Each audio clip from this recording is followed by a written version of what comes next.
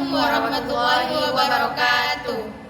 Alhamdulillahirabbil alamin wahdahu wassalatu wassalamu ala asrofil anbiya'i wal mursalin wa ala alihi wa sahbihi wasallam ajma'in, amma ba'd.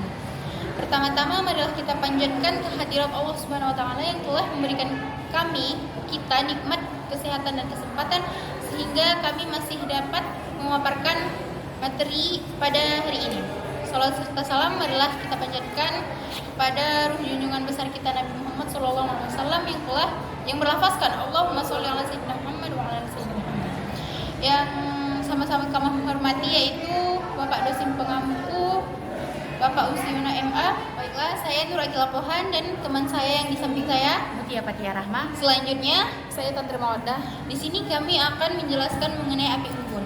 Baiklah, materi yang pertama akan dijelaskan oleh Tantri Mawaddah. Kepada Tantri kami persilahkan. Di sini saya akan menjelaskan tentang pengertian api unggun. Api unggun adalah api yang sengaja dinyalakan di luar ruangan menggunakan bahan bakar berupa kayu, ranting, jerami ataupun daun kering. Api unggun merupakan salah satu bentuk kegiatan di alam terbuka, khususnya pada malam hari. Pada mulanya, api unggun dipakai sebagai tempat pertemuan, di samping sebagai penghangat badan dan menjauhkan dari gangguan binatang buas. Pada kegiatan kepramukaan, api unggun dilaksanakan dalam acara hiburan dengan suasana yang riang gembira. Tujuan diselenggarakannya api unggun adalah untuk mendidik sehingga menumbuhkan keberanian dan kepercayaan pada diri sendiri melalui cara berpentas. Api unggun dapat diikuti oleh pramuka, penggalang, dan pendega, sedangkan pramuka siaga tidak diperbolehkan mengikuti api unggun karena faktor sebagai berikut. Yang pertama, cuaca malam hari di alam terbuka sangat rawan bagi kesehatan anak usia siaga. Yang kedua, anak usia siaga belum mampu mengendalikan diri sehingga sangat mengkhawatirkan bila mengikuti api unggun. Baiklah, selanjutnya saya akan menjelaskan tentang nilai pendidikan api unggun. Yang pertama itu ada mempererat persaudaraan, yang kedua memupuk kerjasama yaitu gotong royong, dan yang ketiga ada menambah rasa keberanian dan kepercayaan diri, dan yang keempat ada membuat suasana kegembiraan dan kebebasan, dan yang kelima ada mengembangkan bakat dan kreativitas, dan yang terakhir itu ada memupuk disiplin bagi pelaku dan penonton. Selanjutnya ada tata cara pelaksanaan api unggun. Yang pertama itu tempat diselenggarakan api unggun ialah di medan terbuka berupa lapangan yang cukup luas, tanahnya kering dan permukaan rata. Yang kedua ada bila unggun dilaksanakan di lapangan yang berumput yang tumbuh dengan baik, maka pada tempat yang direncanakan sebagai tempat api unggun, rumputnya dipindahkan lebih dahulu untuk kemudian ditanam kembali sesuai api unggun. Dan yang ketiga adalah setelah api unggun tidak boleh terlihat bekasnya, adanya sisa kayu, dan api harus. Api unggun adalah untuk mendidik sehingga menumbuhkan keberanian dan kepercayaan pada diri sendiri melalui cara berpentas. Api unggun dapat diikuti oleh pramuka, penggalang, dan pendega, sedangkan pramuka siaga tidak diperbolehkan mengikuti api unggun karena faktor sebagai berikut. Yang pertama, cuaca malam hari di alam terbuka sangat rawan bagi kesehatan anak usia siaga. Yang kedua, anak usia siaga belum mampu mengendalikan diri sehingga sangat mengkhawatirkan bila mengikuti api unggun. Baiklah, selanjutnya saya akan menjelaskan tentang nilai pendidikan api unggun.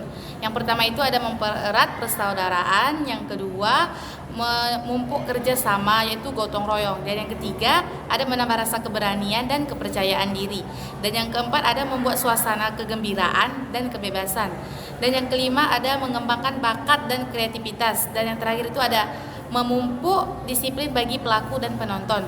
Selanjutnya ada tata cara pelaksanaan api unggun. Yang pertama itu tempat diselenggarakan api unggun ialah di medan terbuka berupa lapangan yang cukup luas, tanahnya kering dan permukaan rata. Yang kedua ada bila unggun dilaksanakan di lapangan yang berumput yang tumbuh dengan baik, maka pada tempat yang direncanakan sebagai tempat api unggun, rumputnya dipindahkan lebih dahulu untuk kemudian ditanam kembali sesuai api unggun. Dan yang ketiga adalah setelah api unggun tidak boleh terlihat bekasnya, adanya sisa kayu, dan api harus dipindahkan. Tempat harus berisi kembali. Dan yang terakhir adalah tidak merusak lingkungan. Baiklah, selanjutnya saya serahkan. Baiklah, selanjutnya ada macam-macam bentuk api unggun. Yang pertama ada bentuk piramida segitiga, yang kedua ada bentuk piramida segi empat, dan yang ketiga ada bentuk pagoda tegak, yang keempat ada bentuk pagoda roboh, yang kelima ada bentuk kursi. Selanjutnya acara api unggun. Selanjutnya ada acara api unggun. Pada acara api unggun, peserta didik menciptakan suasana kegembiraan dengan jalan menampilkan kreasi seninya berupa musik, gerak, dan lagu, lawakan, sandiwara, fragmen, dan lain-lain. Pembina pramuka yang mengikuti acara api unggun hendaklah ikut menciptakan suasana kegembiraan selama acara api unggun berlangsung. Untuk kelancaran pelaksanaan api unggun, perlu dibentuk tim pelaksanaan yang bertugas mempersiapkan, mengatur jalannya acara api unggun, dan mengadakan pembenahan kembali tempat api unggun setelah acara selesai. Api unggun sebagai kegiatan di alam terbuka yang dapat mengembangkan aspek-aspek kejiwaan pada peserta didik sehingga tepat kiranya bila api unggun dinyatakan sebagai alat pendidikan, penyelenggaraan api unggun dapat diprogramkan secara terbuka di gugus depan maupun di kuartir ranting.